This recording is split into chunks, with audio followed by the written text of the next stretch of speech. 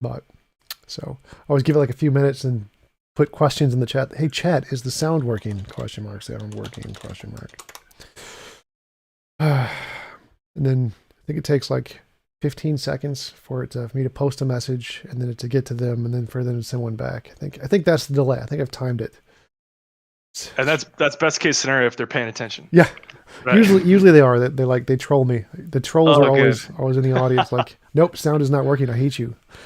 Clearly they're telling the truth because that's clearly what he asks. All right, everything looks good. Clay, how's it going? Justin, Frank, all right, we're good. So, William, thanks for coming on. I really appreciate you taking the time to have a conversation with me. Would you mind telling us a little bit about yourself before we get started? Yeah, my name is William James Herath, and I have been in an apologetics ministry for quite a few years now. I've written a couple of books on apologetics and how to view the universe through the lens of reason, logic, and empirical data. And I believe that those all kind of point towards this fact that there must be something out there greater than us. And so I've been working with a college campus ministry. We call it the Deep Questions Club. And so everybody's got deep questions. Everybody has kind of these, things that they've been wondering about. And so what we do is we provide a safe space to just hang out and talk about the deep questions of like, does truth exist? Like, how did we get here? What's the meaning of life? It's like, what's up with ethics and morality and, all that kind of thing. And then, what happens when we die? So these are all big questions and everybody's welcome to our group.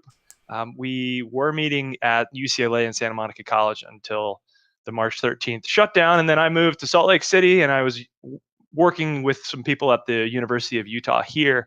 And then we got a shutdown here. So right now we're not meeting in person anywhere. So that's why we're doing some Zoom meetings and chatting online and trying to keep things going. It's a tough time for everybody who interacts with people face to face. I mean, I don't know what industry is thriving right now that does that. I know. YouTube, pretty much. YouTubers like me. There you go. There you go. So where can we connect with this group? Because it's open to everybody. So yeah, it's open to everybody. We're currently not doing Zoom meetings anymore because we've realized that when you have a group of people, Zoom just kind of doesn't really have that connection that we have when you're on campus. But my website is Ready Set Question. I love to question everything. So readysetquestion.com. And the name of our group is the Deep Questions Club. Awesome. So you mentioned that you said empirical evidence, reason, and logic seem to point to a God. And I, as you can imagine, am an atheist. So I think the opposite. I think that naturalism better explains everything about the world. So could you tell me a little bit about what evidences for empirical evidence and reason and logic do you think indicate the existence of a God?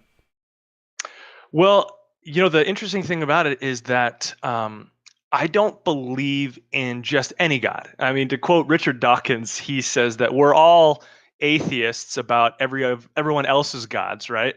He just took it one step further and he has become atheist about the last God. And so with that said is I am not atheist about the last God. And what I mean by the last God is we have to define who we're talking about, right?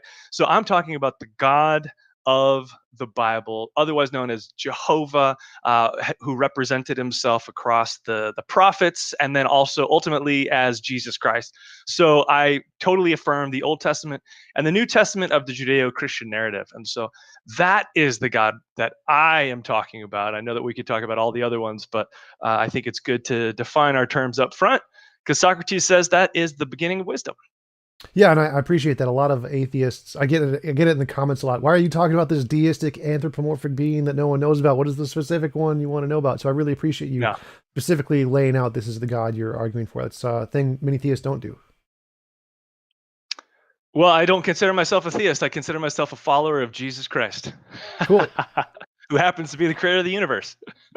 So yeah, what evidence do you think indicates that Jesus is actually a God and not just a human being that existed a few thousand years ago? Well, that's a really good question. People know that Jesus was a real person, that he actually walked on earth about 2,000 years ago. Many historians actually point to his existence. Christian haters, Jewish haters, Greco-Roman historians of their time. I don't think that there's any serious scholar out there right now that denounces the existence of a person who lived 2,000 years ago by the name of Jesus of Nazareth. Well, just So to then, clarify, there are two. There are two serious scholars who do that, and that's about it.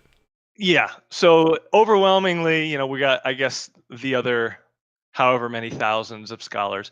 People point to that. And so I would be really interested to hear what these scholars have to say. But for the most part, I would say that the world is in agreement that not only did Jesus of Nazareth exist, but the teachings that have been attributed to him have been of the highest quality. People say, oh, he's a great teacher. I just don't believe he's God. Or I believe that he was a really great prophet, or he brought a very good moral code.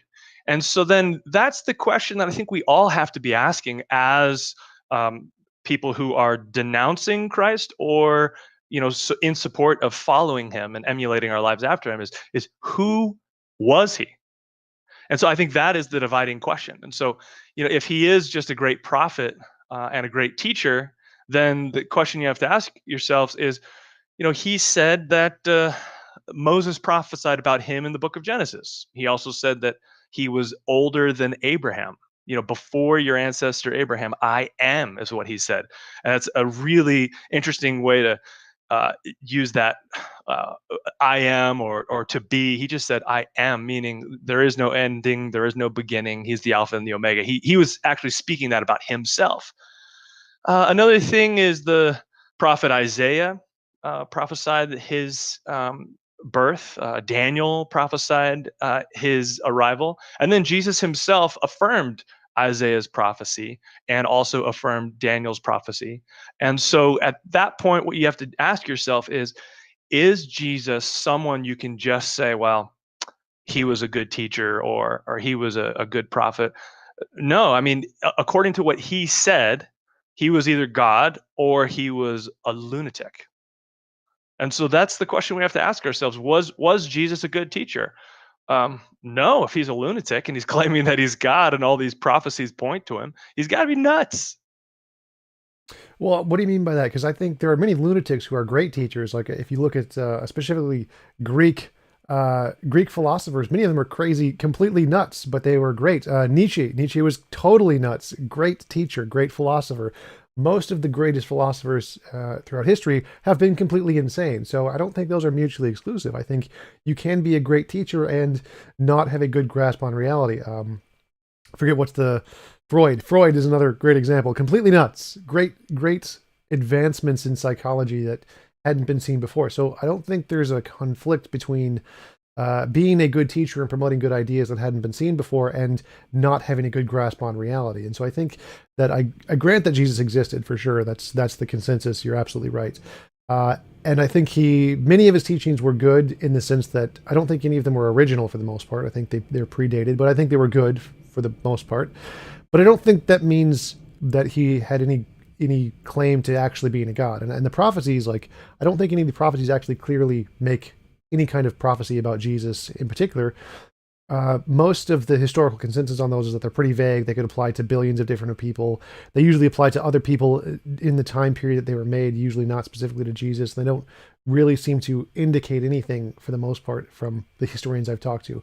So I don't think they actually, like, if there was a clear prediction that there is a Jesus of Nazareth will be born at this time and this date, and he will do exactly these things, then that would be great. But I don't think any of them say that. They're all pretty vague. So I don't see how any of that is actually evidence of him being a god, not just a crazy teacher like most of the other philosophers throughout history.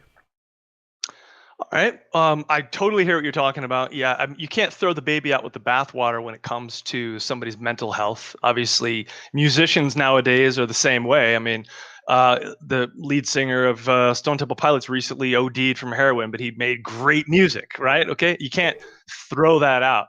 So I agree with you there. But the difference is, I don't believe that Scott Weiland was teaching that doing heroin was good when it comes to his music, of course, right?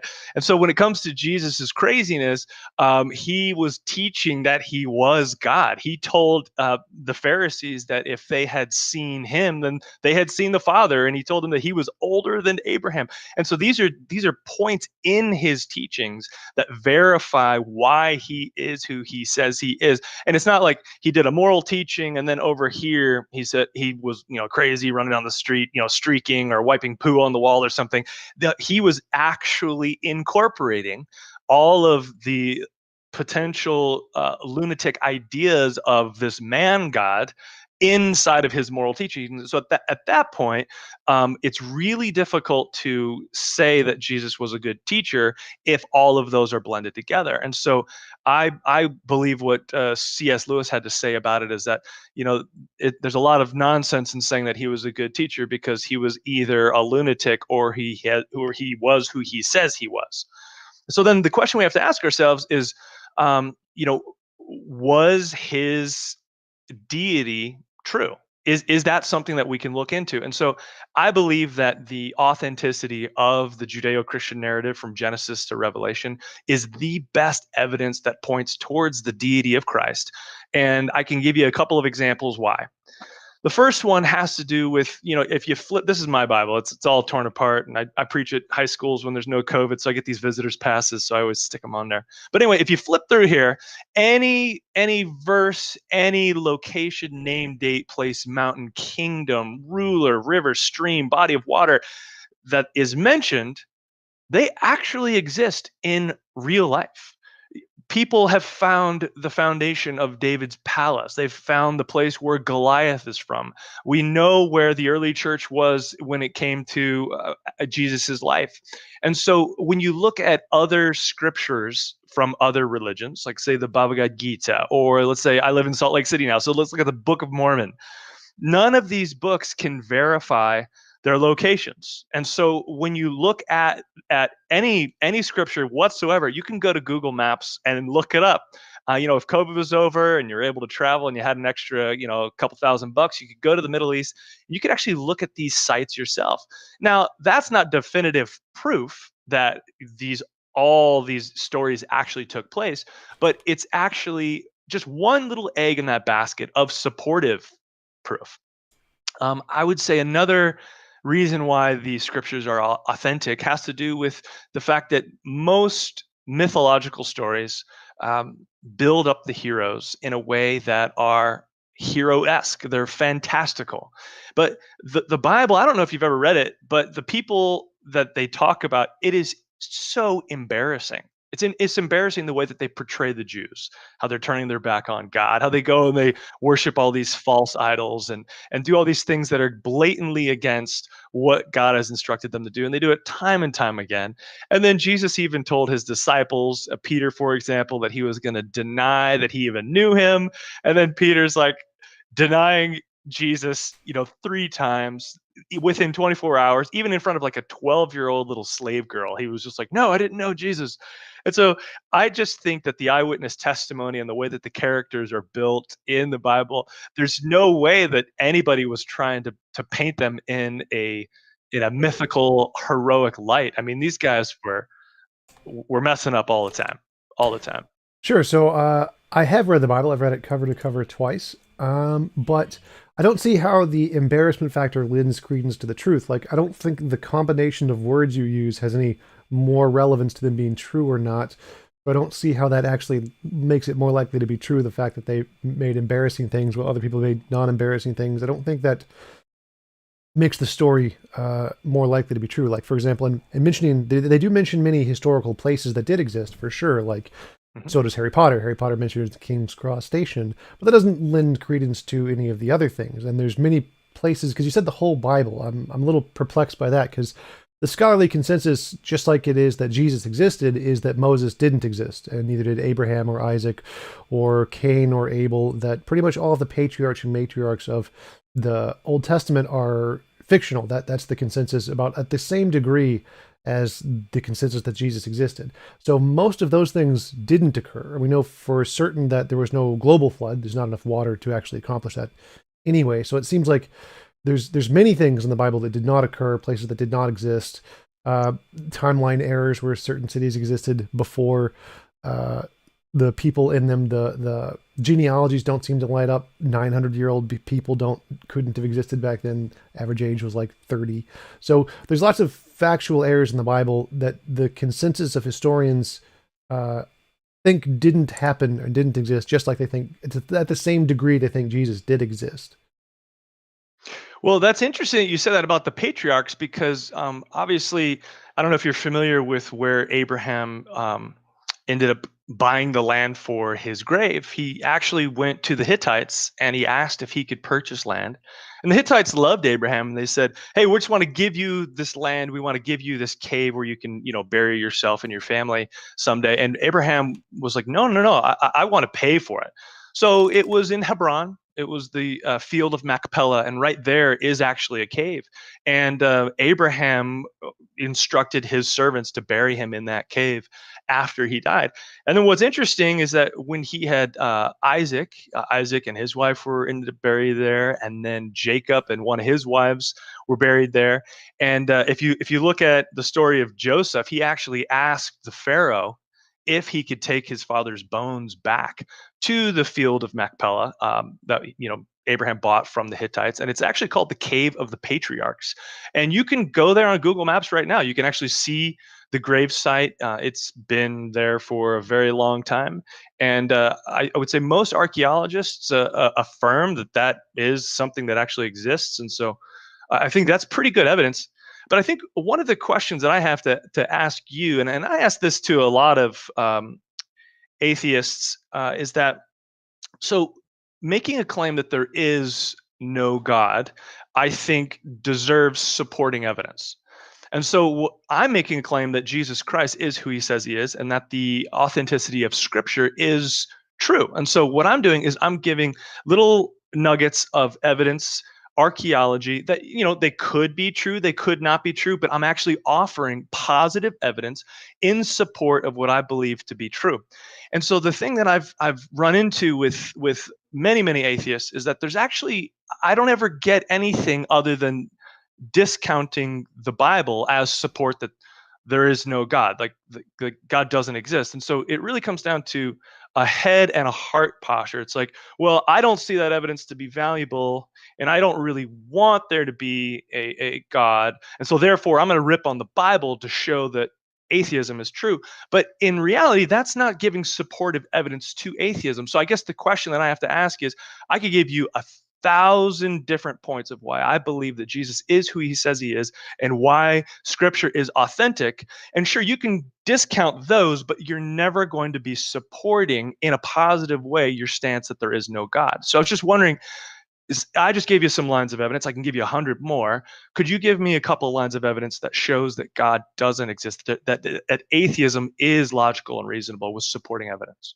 Sure, I'll definitely do that, but I just want to bring up that other point about the Tomb of the Patriarchs. I mean, there is a location that has that name, but there is absolutely no evidence that any of those patriarchs existed or their bones were ever there. That's the, because again, I like evidence and I like the consensus. I go with the experts are pretty reliable. They know what they're talking about. Just like Jesus existed, I'm like, yep, they know it. I'm going to go with them.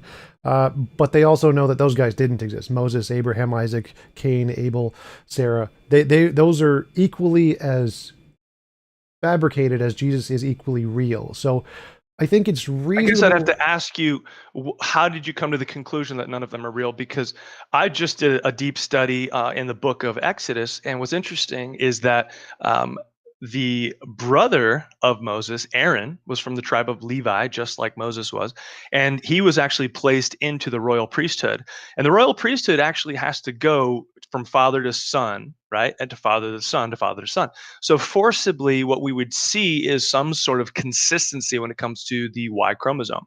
And so the Jews have actually sequenced their DNA within the house of Levi. And there's this really awesome anomaly that took place within the priesthood that actually shows that they had a patriarch around the time of when Moses would have existed. And that would have been Aaron, Moses' brother. And so I find that to be pretty great evidence in supporting that this priestly line has been passed down from Y chromosome to Y chromosome. And so I would say at that point, it's like, well, if that anomaly exists when it comes to the human genome, specifically within, the house of Levi, then why would we say that perhaps Aaron didn't exist and, Moses didn't exist? I feel like there would have to be some supportive evidence for the fact that he wasn't a real character, because I can give you 100 different points supporting that he is, but to just whitewash it and say, well, we know that these people weren't real. It's like, well, why? Well, yeah. Why weren't So they real? there definitely were patriarchs. Okay. There were always patriarchs. So that's not an anomaly. That's the standard. So as you said, these were passed down from father to son, and it didn't really matter who the father was. They would always have this same genetic marker that the Y chromosomes would have the same genealogical similarities. No matter if their grandfather was King Tut, you would see the same thing. It's just because any parental relationship is going to have the same genealogical similarities. That doesn't mean that it was Moses or Abraham or any of the ones from the Bible. And the reason we think none of them existed is because the historical narrative doesn't fit, the timeline doesn't fit, there's no archaeological evidence for any of these places, like the Exodus specifically. Zero archaeological evidence has ever been found to support that. So given the kind of story that it is, the numbers proposed, the where they traveled to, nothing being there, shows that it probably didn't occur with the high level of probability. You can go through each of the stories, you get the exact same things, that most of them have no supporting evidence at all. That what they do is kind of like what Harry Potter does, is when J.K. Rowling mentions, here's King's Cross Station, that isn't evidence that there is one of the pillars that's magical and you can walk through it.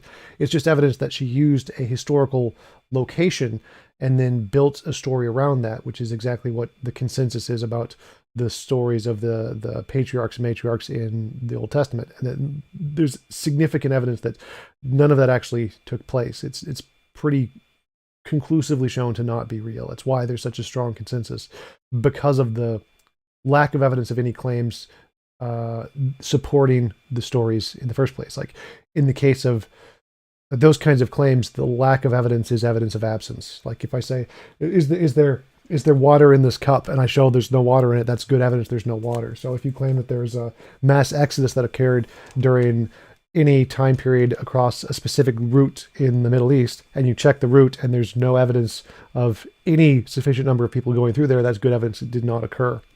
So we can conclude at least that one aspect of the Moses story is completely fabricated. And we can go through step by step and show, yeah, all of these seem like they're pretty fabricated. And that's how the experts come to the conclusion, yeah, these didn't occur.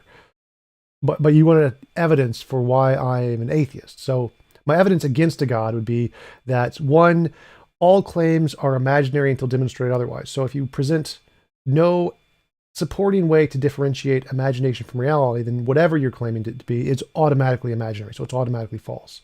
Like if I said a leprechaun knocked over the cup, well, until I can provide some supporting evidence, it's just in my imagination. Or if I said a squirrel knocked over the cup, and again, until I can provide some supporting evidence, that's also in my imagination. So any hypothesis starts as imaginary until you provide some supporting evidence.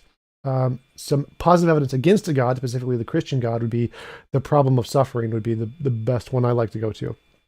If there was an all-good, all-powerful God, then he could have created a world that was morally better than this one. And the fact that he didn't means he's either not powerful enough to do it, or he's not moral. He's just immoral because he created an immoral world. And it's pretty easy to demonstrate this. All he would have had to have done is add one extra law of physics, which is, it is physically impossible for any one person to force any other to do anything they don't consent to. That's the one law he could have added. So we'd have everything about humans would be the same. You still have free will, you still have sin, you still have desires and lying and all those things. But you add one law of physics, which is it's physically impossible for any person to force another to do anything they don't consent to. And you get a universe that is infinitely more moral than this one. And so the fact that a God did not do that shows that either it's not powerful enough, not good enough, or apathetic and doesn't really care. And so I believe in objective morality, like most philosophers. And so since we do know there is an objective moral standard, which I am basing this off of, and since God did not adhere to that, did not try to achieve the highest moral standard that he could have, then he must not be moral. He must be an immoral God, or doesn't exist, or is not powerful. Well, I'm glad that you believe in objective morality. That's great. I think we would have to agree that you and I, we both agree on objective morality. I would say that we'd have to agree on the fact that I have a basis and a source for where objective morality comes from, and you have to claim that there is no source for objective morality. Well, I would definitely disagree there. Okay, so where do you find your source for objective morality? So I'm moral realism is the majority in philosophy of professional philosophers. I am what's called a moral naturalist. So I think morality is a higher order emergent property in nature. It's easy way to think of it is a law of nature like gravity. It exists kind of like fitness. Fitness is a property of animals that if they can survive in more environments, they're more fit. Now, so morality is kind of like that. It's analogous to that, where there's this higher order property that's objective in the world that describes how agents can interact in an environment, and that's what morality is. It's a law of nature. And so then non-humans have morality then? Yes, I would apply it to all conscious agents. Oh, wow. That's an interesting way to look at it. I mean, I guess you'd have to come up with some evidence, and I could do, what you do about the evidence that I present when it comes to affirming the scripture. But for the way that I've seen it, I don't see morality as being a law of nature. And I'll give you a couple of reasons why I don't see that morality is a law of nature. The first is that it requires an intelligence in order for us to understand what morality is. Because the thing about it is, when you have a law, let's say, for example, a moral law, right? It must be coming from a lawgiver, because laws don't get made without a lawmaker. For example, if you're driving down the street and you see a speed limit, right? That speed limit didn't just exist. It actually had to come from a municipal law giving body that said, we are going to give this law, and here it is. So when you look at practically everything, and here's some evidence for you why I don't see that leprechauns have knocked over any glasses, and I don't believe that God is like a mythical creature that I'm making up, because I actually have evidence to point to it. But I think one of the things that is really hard pressed for an atheist to talk about is, life coming from non-life. I think that's a big one. Obviously, Louis Pasteur did a lot of studying in that. He actually proved back in the 1800s that abiogenesis doesn't happen. He actually showed that non-life only is non-living, and life comes from life. And I don't know if you've heard of the law of, what is it? He calls it spontaneous. Generation. There you go, spontaneous generation. And another thing would be information. I think is a huge one that is really difficult to talk about when it comes to where does it come from, because most information comes from other information, comes from a mind. And when you look at the universe, I think Dennis Prager, I don't know if you're familiar with him. He does a lot of commentaries, and he runs Prager University. I actually have a quote from him that I want to read, because I think this is actually just quite phenomenal. So he says in which is called the Rational Bible, it's his commentary on the book of Exodus. He says that one must distinguish between non-rational and anti-rational, or the irrational. There is most certainly a place for the non-rational in life. Much of what is beautiful, love, and art, for example, transcending reason. And a great deal of good is achieved by not following the dictates of pure reason. For example, it is not fully rational for one to risk their life to save another person. But there is no place for the anti-rational. Are you picking up what he's saying here? It's not rational for somebody to risk their life to save somebody else that they would not benefit from. That is not fully rational, but it's not anti-rational. And what he's saying is, some atheists argue belief in a God who created the world and history and revealed his moral will through the Ten Commandments is also contrary to reason. But they equate lack of scientific proof with irrationality. While not scientifically provable, there is nothing anti-rational about believing in a creator. On the contrary, that is anti-rational. It is to believe that the universe came out by itself, that intelligence was not created by intelligence, and that life sprang from non-life. And even though we have no evidence that it did. And so what we have to look at is, what is the most rational way to look at the universe? So when we see something that is living, we're not going to rationally say that it came from something that was not living. And so when we see the existence of a law, we're not going to assume that it came from chaos or lawlessness. And so what you have in the universe is this idea called entropy. and you have order that is moving to chaos. And it's quite irrational when we look at anything that we can observe, test, replicate, and verify, that chaos will naturally form order and increase in complexity because of nothing. And so that's kind of where I see atheism as being counter what science actually shows us. Okay, yeah. So definitely a lot of things there to talk about. First is what makes a reasonable hypothesis. In my estimation, what makes something rational is if you have two hypotheses, like what knocked over the cup. If I think it could have been a squirrel, could have been the wind, someone could have bumped the table, could have been aliens, whatever. And if you say that my hypothesis is that a squirrel knocked over the cup, and your hypothesis is that the wind knocked over the cup, and I make a prediction. I say, if the squirrel knocked over the cup, I can look around the cup and see squirrel droppings, and then we go and look and we see, oh, there's squirrel droppings. That's really good evidence for my hypothesis, because mine could predict something about the world we didn't know yet, and it got it right. I mean, would you agree that that's a good basis of evidence? If that one hypothesis can predict something about the future, that's good evidence, right? I would extend that as being good evidence if you had returned the favor to me, because Sure. that's exactly what I've been doing with the Bible. Like, there's squirrel droppings, right? Proverbially all over, archaeology everywhere. Atheists will read certain passages, and they're not doing what the author of Harry Potter did and putting something in that everybody already knows about. They're actually looking for cities that have not been discovered. For example, they had never found David's temple for many, many years. And then they started reading the scriptures for clues.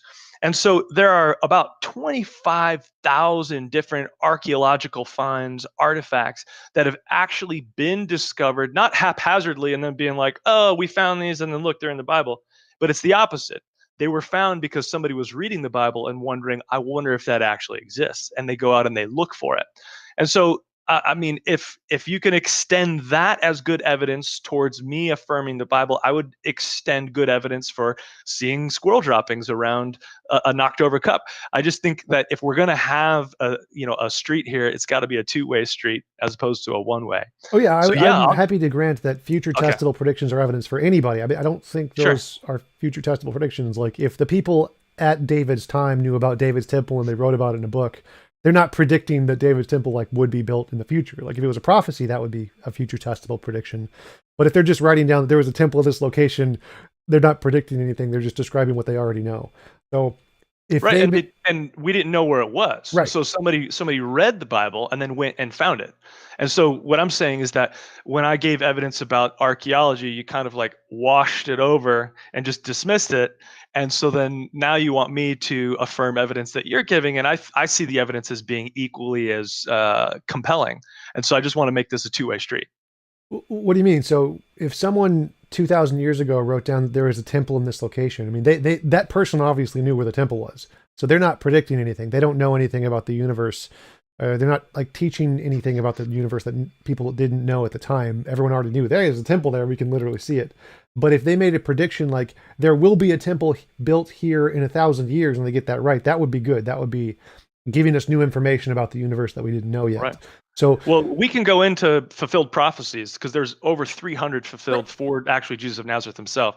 And actually, one of them was about a temple and a timeline is very, very precise. Yes. We can talk about that later. But let's go back to your squirrel droppings. Oh, right. So that's the claim I'm making, is that if you're making a future prediction like prophecy, that would count as evidence. I totally count that as evidence. If there are actually fulfilled prophecies, yes, that would be as evidence for the Christian God under my perspective. I don't think writing about a temple counts as a fulfilled prophecy, because it has to be something about the future, something we don't know yet, and they already knew the temple was there. So that's the difference. I think maybe the misunderstanding here is I'm not talking about a prophecy when it comes to the temple being recorded in the Bible. What I'm saying is that the authenticity of the stories, the authenticity of David actually existing, the authenticity of him actually having a temple not being discovered until I believe 2018 is when they found his temple, and it was because they were reading scriptures and they read it in a new fresh light and thought, oh, this is actually on the other side of Jerusalem. So they started digging there and they found it. And so you made an erroneous connection between the author of Harry Potter saying, oh, well, she's writing about something that actually exists because, well, so that means, the magical, whatever it is, I've never read Harry Potter, is true. No, what I'm saying is that everybody knows that those things in Harry Potter exist already. They're not looking for them. What I'm saying is that when something is in here and we don't know where it is, if somebody goes out and looks for it and finds that, then that would affirm what the Bible is actually saying in the fact that those stories, when it comes to names, dates, places, or the archaeological finds, were indeed actually true. And the people that were in those stories probably existed.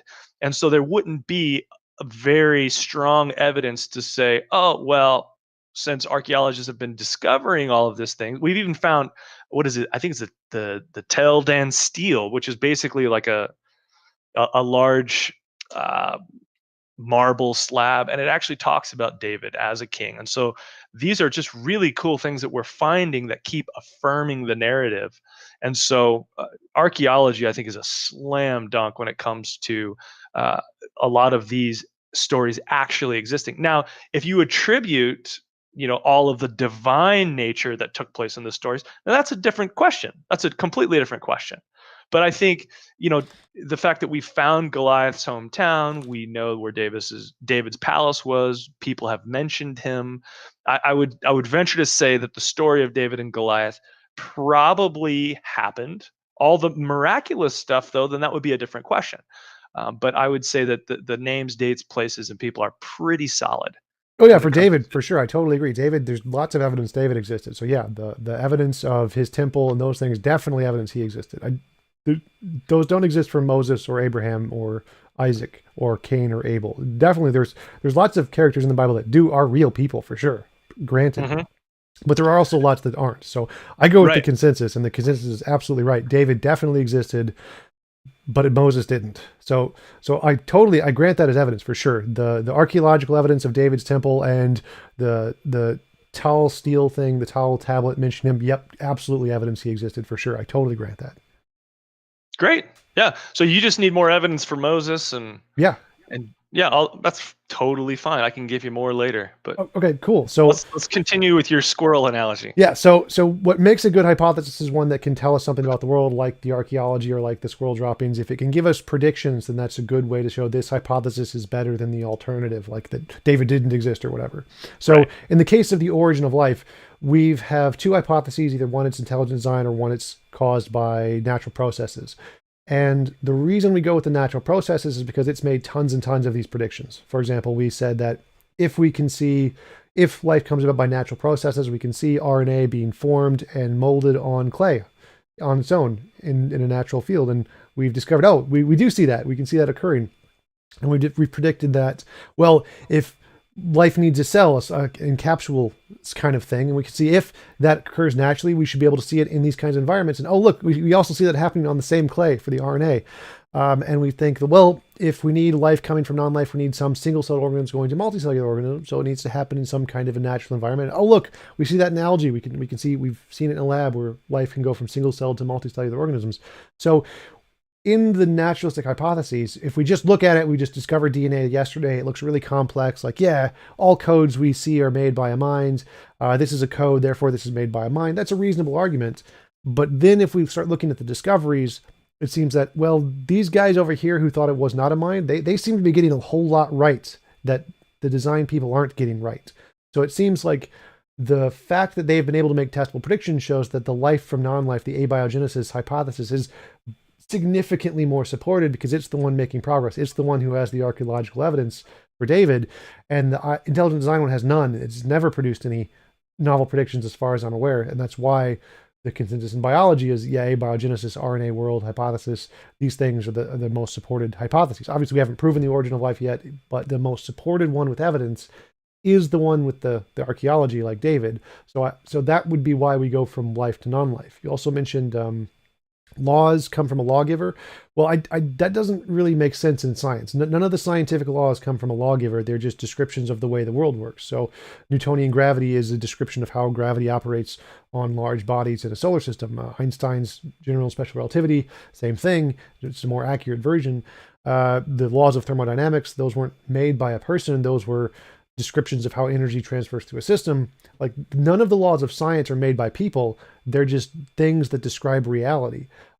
Laws made up by man obviously are made up by people. Laws from a judge, or you give a speed sign example. Yeah, those are definitely man-made, and those are subjective, non-objective laws. All of the objective laws are not made by minds. They're just part of reality.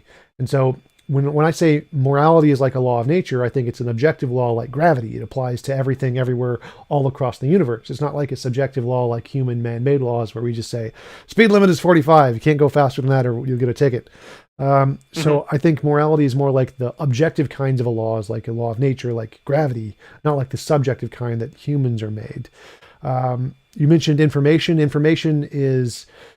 Information theory was invented by Claude Shannon in I think it was 58 or 64 when he wrote his paper on information theory. And information is simply, can be produced by any stochastic system. So information comes about by natural processes, just by definition. Like, of every definition of information, both Shannon information and Kolmogorov information, they come about by natural processes all the time. Can you give one example? Dice produce information.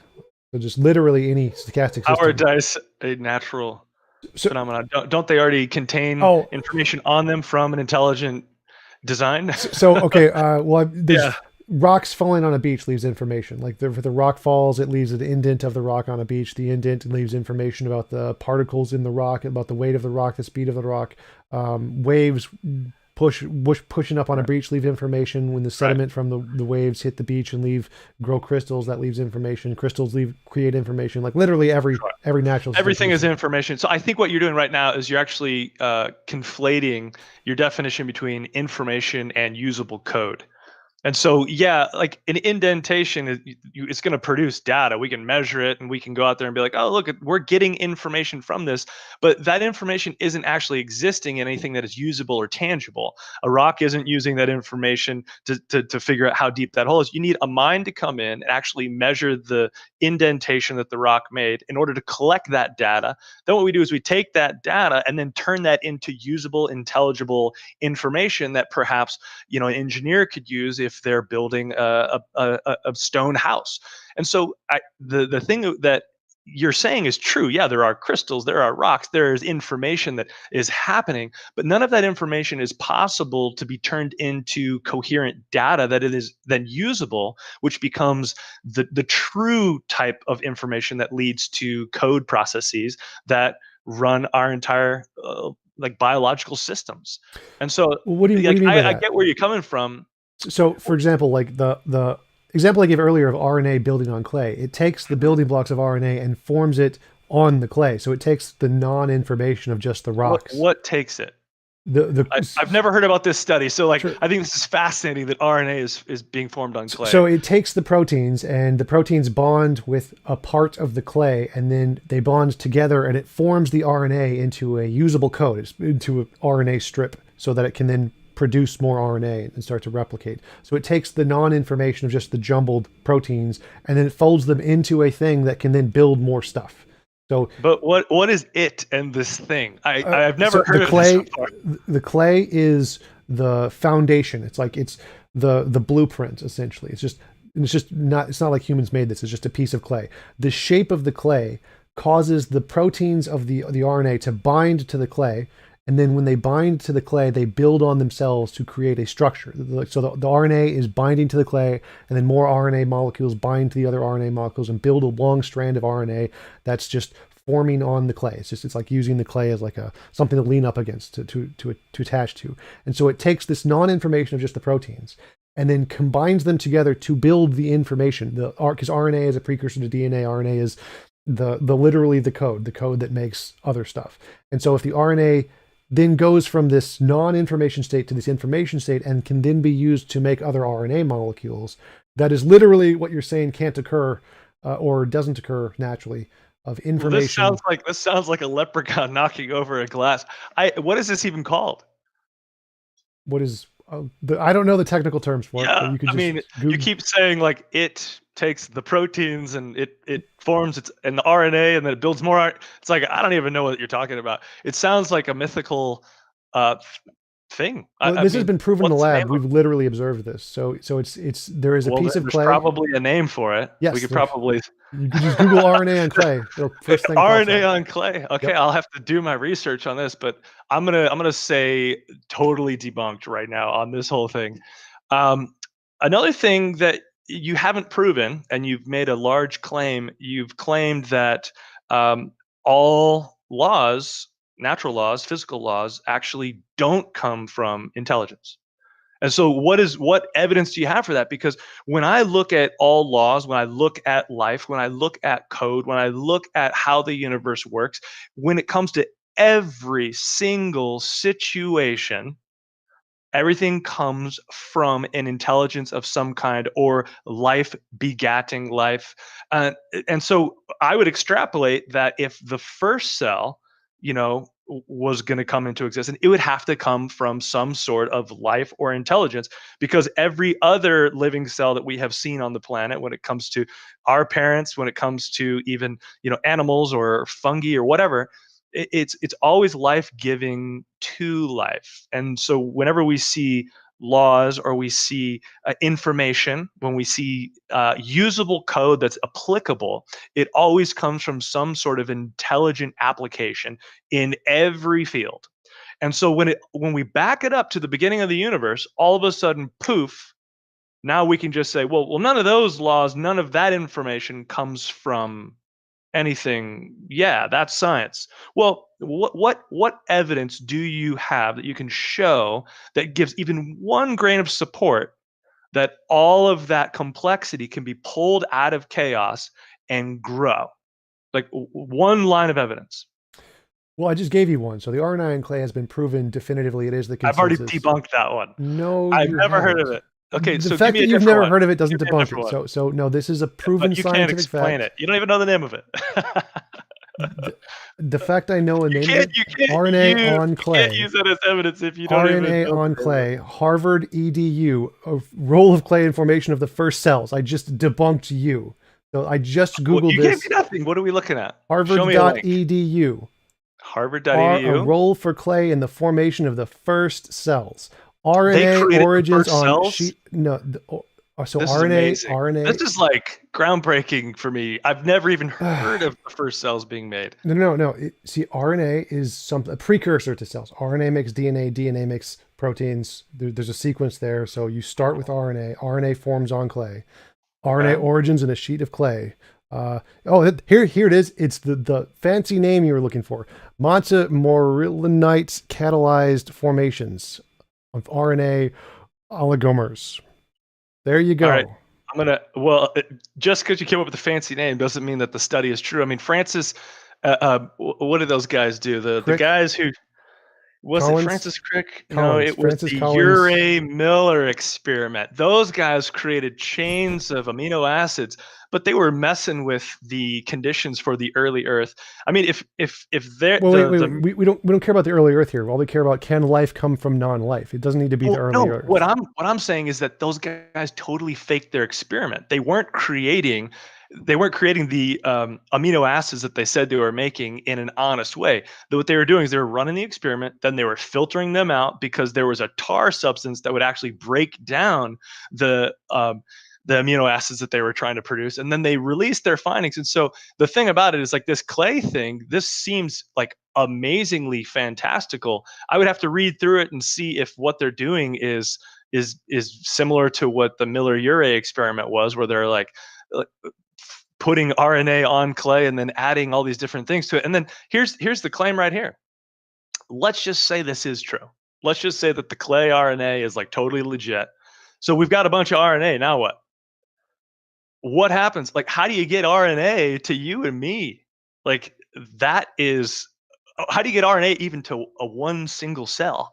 I mean, I could give you a healthy single cell, a stromatolite, one of the most basic rudimentary organisms on the planet. Okay.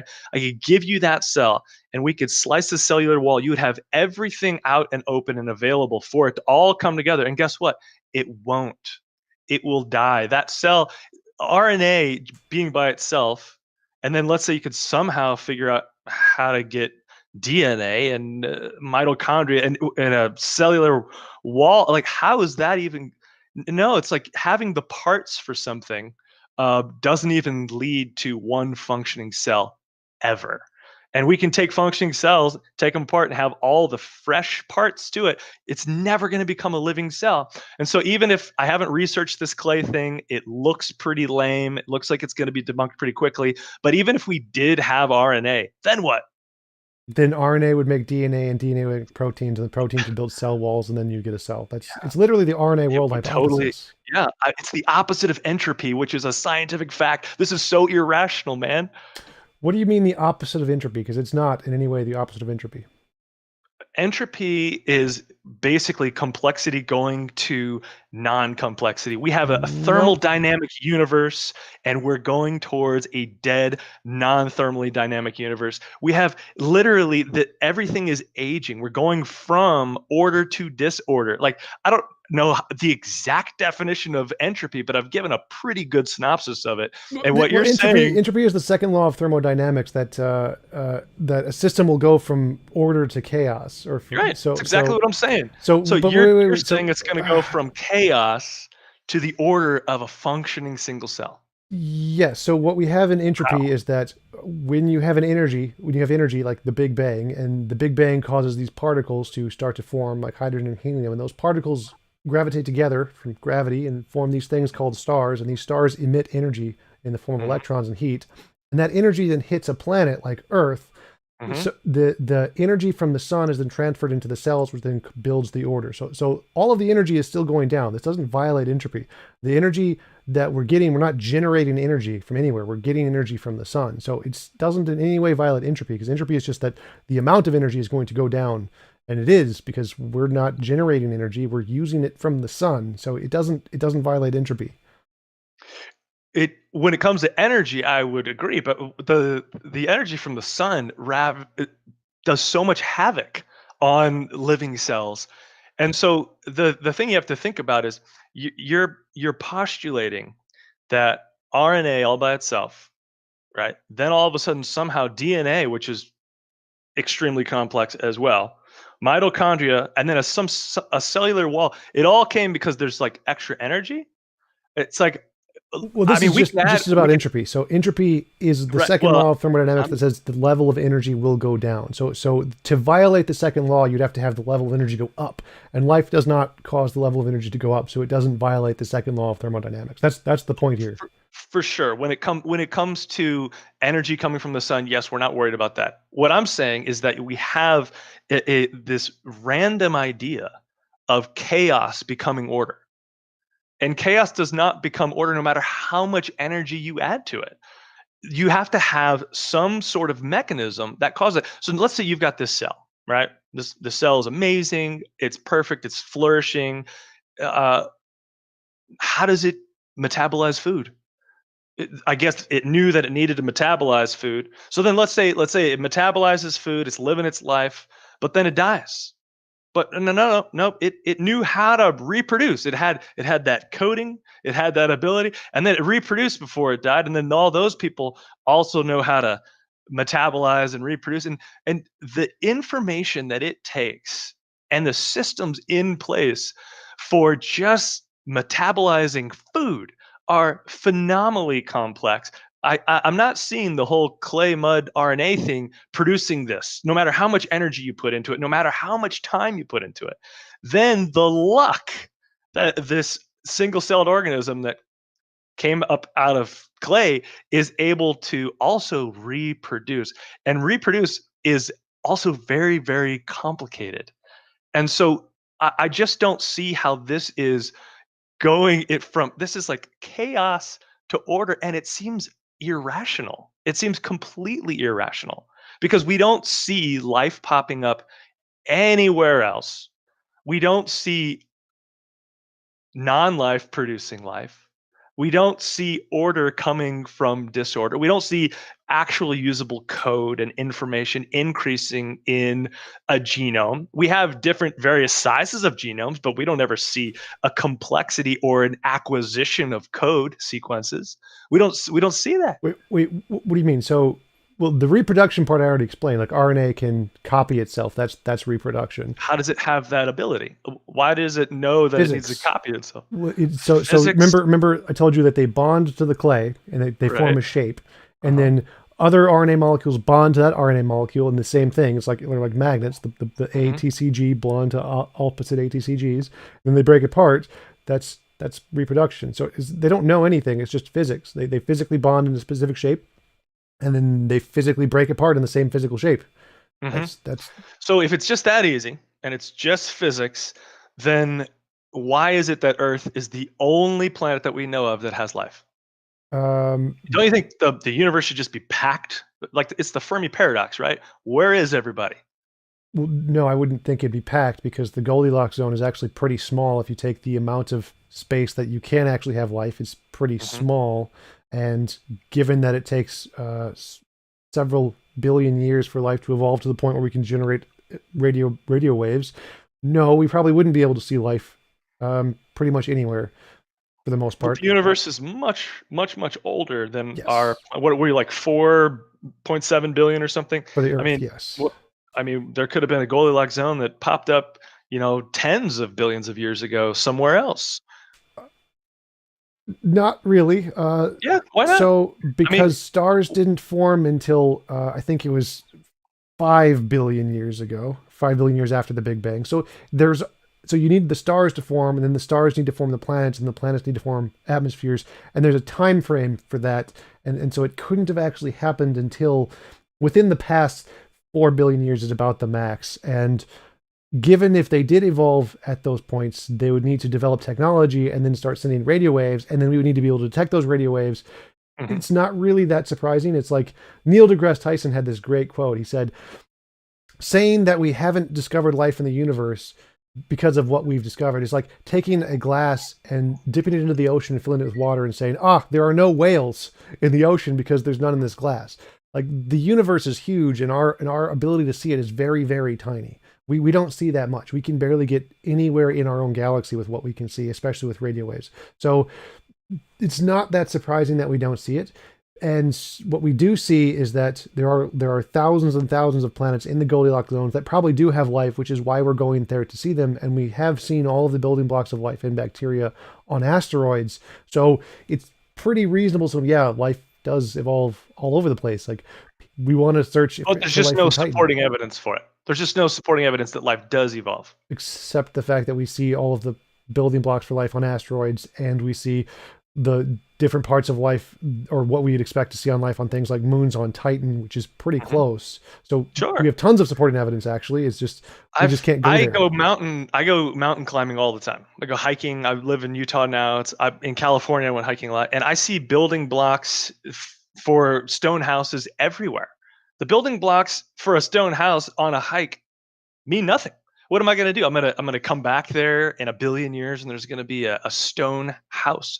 So the idea that we have building blocks all over the universe, that we have building blocks on, clay and RNA, it doesn't mean that anything is going to be built. It's irrational to think that. Well, if you have a whole bunch of self-reproducing molecules being developed, then yeah, it's pretty reasonable that you would see something form, and that's kind of the argument. So the self-reproducing molecules are pretty easy to find. They're not too terribly hard. That's the RNA on clay thing. We know of these can occur in at least these sets of environments, so it's pretty reasonable to infer they happen in similar environments all across the universe. If it can happen in this environment here on Earth, then it can happen in the same environment on other planets. That's the evidence. We've done it here, same environment over there. It'll happen over there.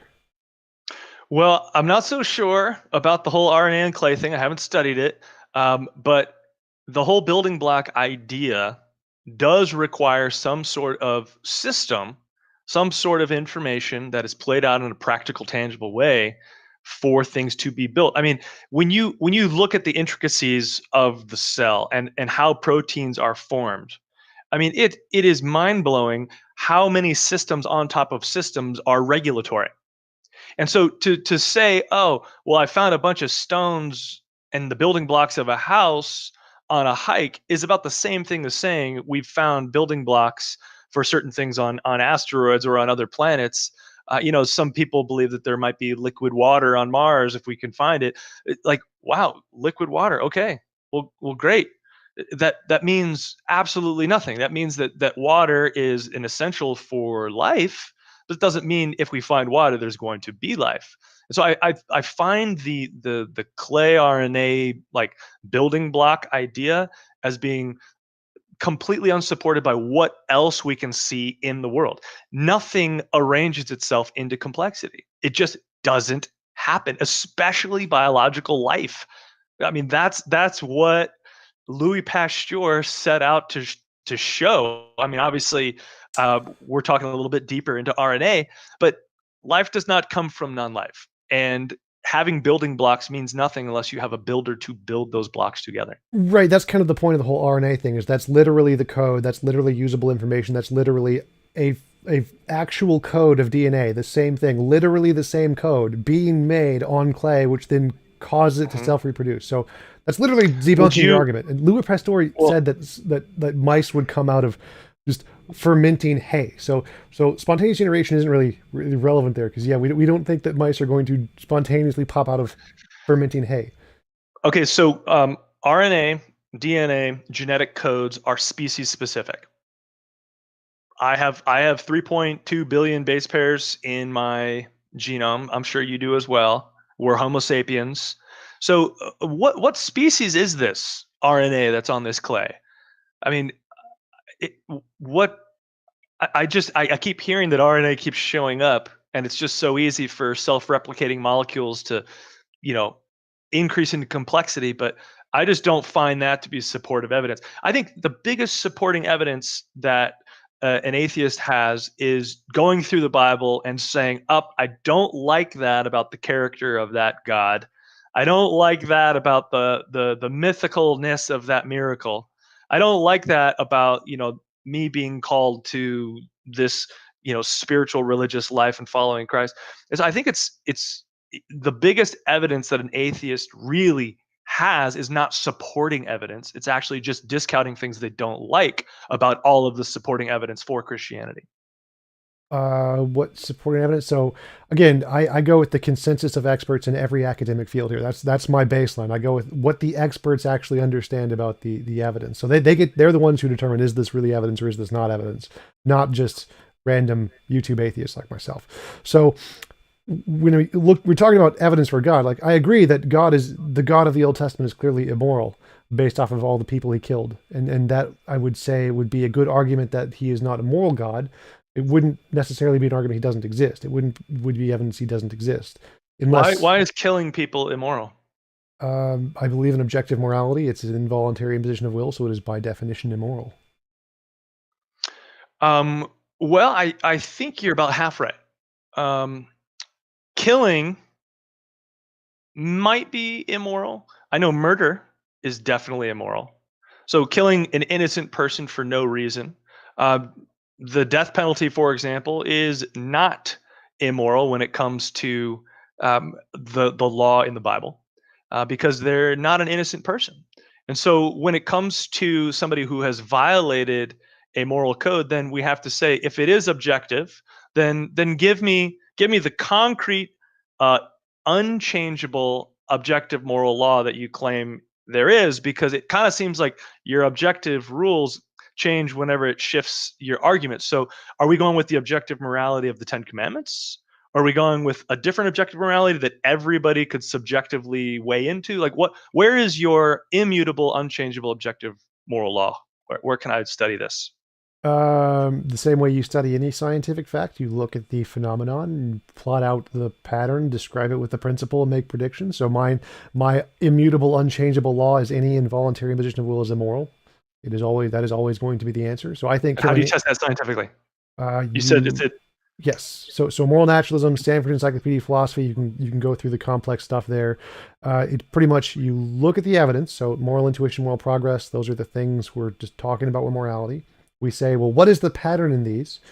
I think the pattern is in any involuntary imposition of will is wrong. If I'm right, I can make predictions about how moral intuition and moral progress will change over time, which is what I do. And if I get those right, then that's good evidence my hypothesis and my understanding is correct. So it's yours. I'm just trying to find the objective one that is standard that we can study and all kind of unite around and be like, okay, this is the objective truth. Right. So objective morality isn't solved in philosophy. It's kind of like dark matter and dark energy. We don't know with 100% certainty what the answer is. We have a bunch of different theories, and whichever theory gets the evidence right is the best one, kind of like Newtonian general and special relativity. It's like you look at the evidence, make a prediction, and if it gets it right, then your model is correct. So everybody is looking at the evidence, trying to make predictions, and we're waiting to test those to see which one is right.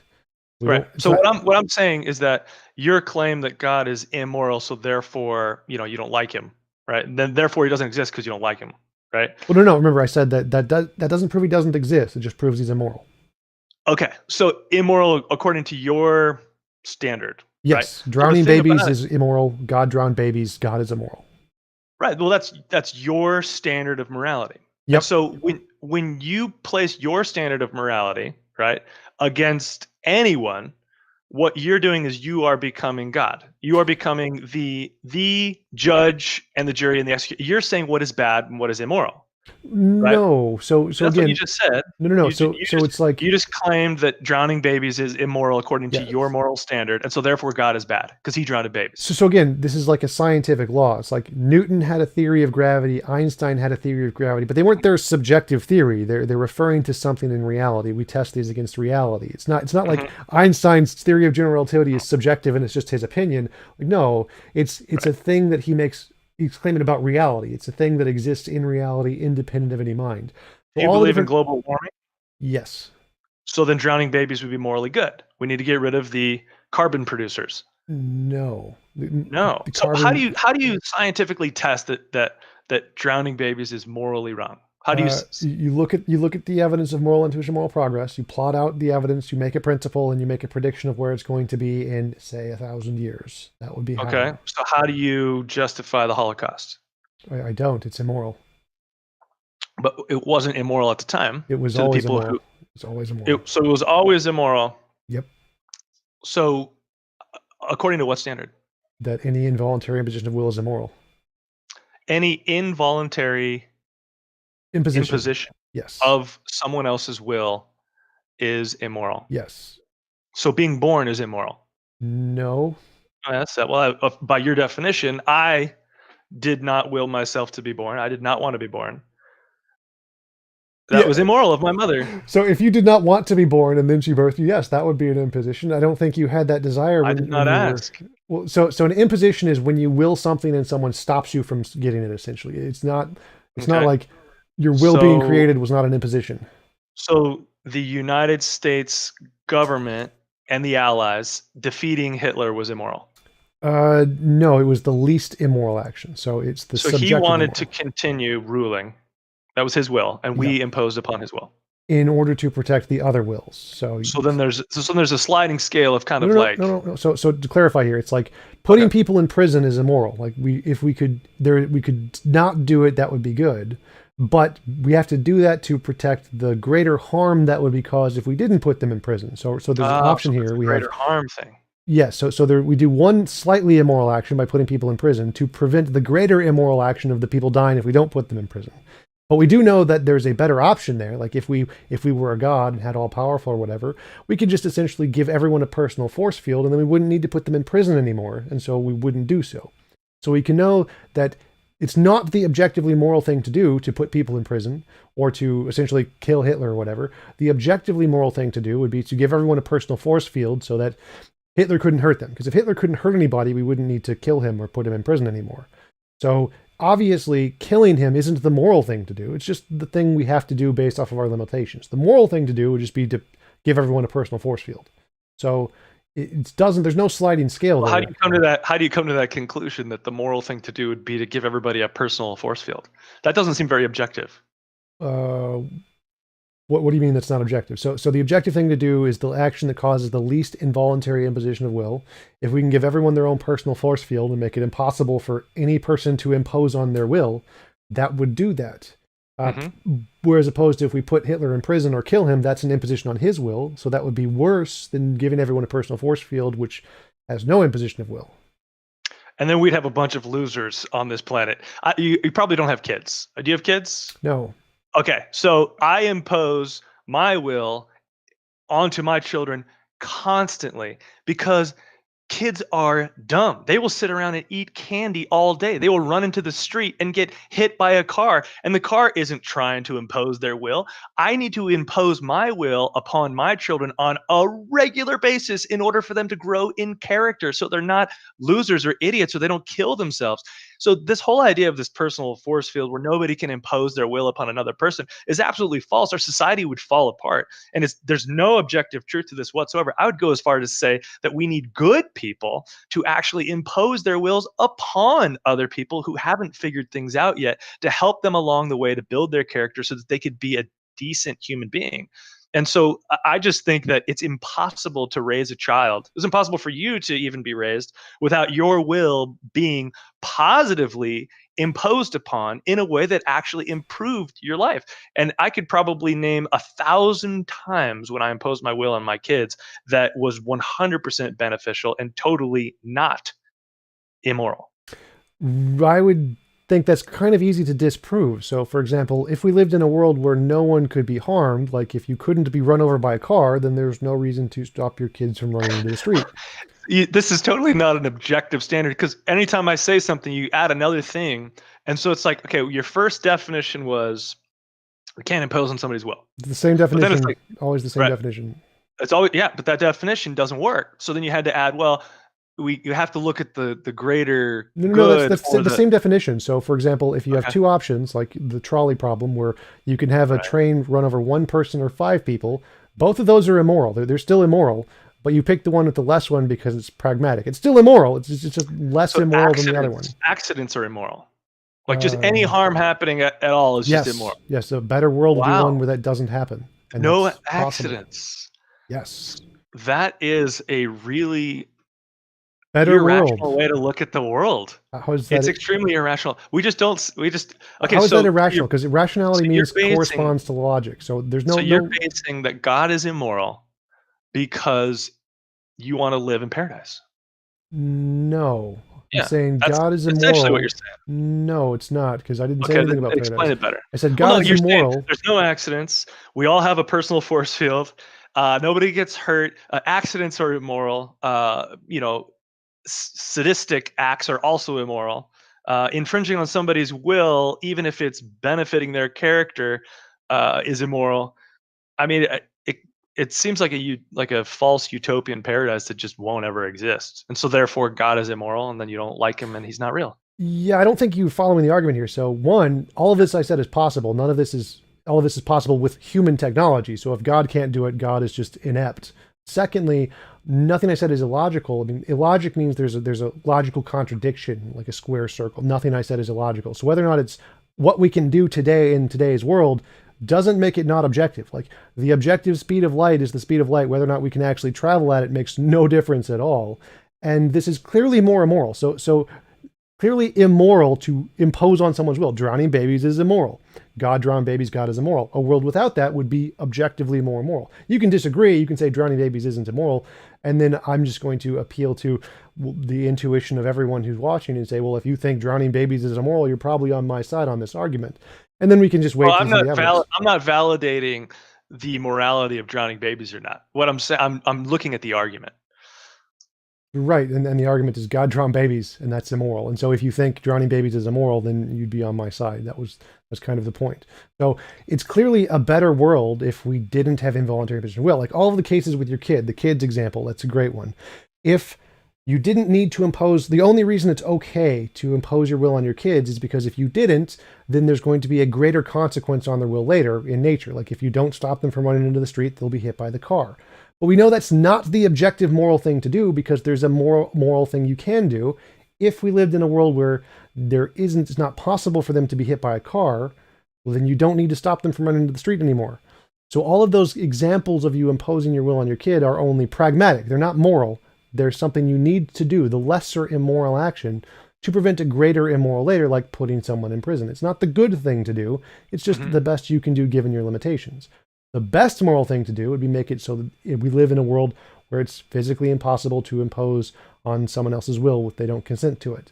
And that doesn't make it a utopia, because you can still consent to it. You can still consent to being hurt if you want to. You can consent to playing hard video games that give you pain. You can consent to being punched if you want. So it doesn't get rid of those things. It just makes them consensual only. And secondly, again, this is possible. Like, once we gain enough technology, we will be able to do this here on Earth. So I don't know why you think it's irrational. Well, you know what? I do have to say, I do agree with you that there is a desire that we all have to live in a world like that. And, to not have cars driving by, not imposing on people's wills, to have kind of this utopian society, we all long for this. And I think what you're really doing is you're longing for the Garden of Eden before the fall. And so, like, if we could make the Garden of Eden without that pesky tree of knowledge of good and evil, then that would be exactly what you're explaining, because there'd be no reason for trucks, because we wouldn't need to be shipping our food. We could just be eating off of trees, and no trucks would be driving by where I'd have to impose my will upon my kid, because there'd be no accidents. And the reason why you have that desire is the same reason why people have been striving for paradise, been striving all of human history. We've all been looking for that perfection, that paradise that we want. And I think the most accurate description of the human heart is what is described in the Bible. We all are longing for paradise lost. We all know that there's something wrong with death. We all know that there's something wrong with accidents and morality. We all have this code that has been written on our hearts that we might not be able to all objectively describe it the same way, obviously, but it says in Jeremiah that God has written the laws of God on our hearts. And so we do have this objective morality, this objective desire to live in a utopia. And I think that's the basis of the gospel, is that we lost that due to the fact that we do impose our will on other people. We do think that our way is the right way. And when we choose to go our way, we're actually going against what is the way that we are created to be. And so Jesus said, I am the way, the truth, and the life. He said, follow me. So sin isn't this like mysterious, religious, philosophical idea. Sin is basically just saying, my will be done instead of thy will be done. And so that's why the world has crumbled. When you look at people who have decided to put their life into making a better society, like communism, for example, there's not a single example of communism obtaining their utopian society. It always crumbles. Why? Because you can't get rid of the broken human condition in a utopia. So we could have technology in the future someday that can help us with this stuff, but you're never going to be able to help us with our broken hearts and our broken conditions.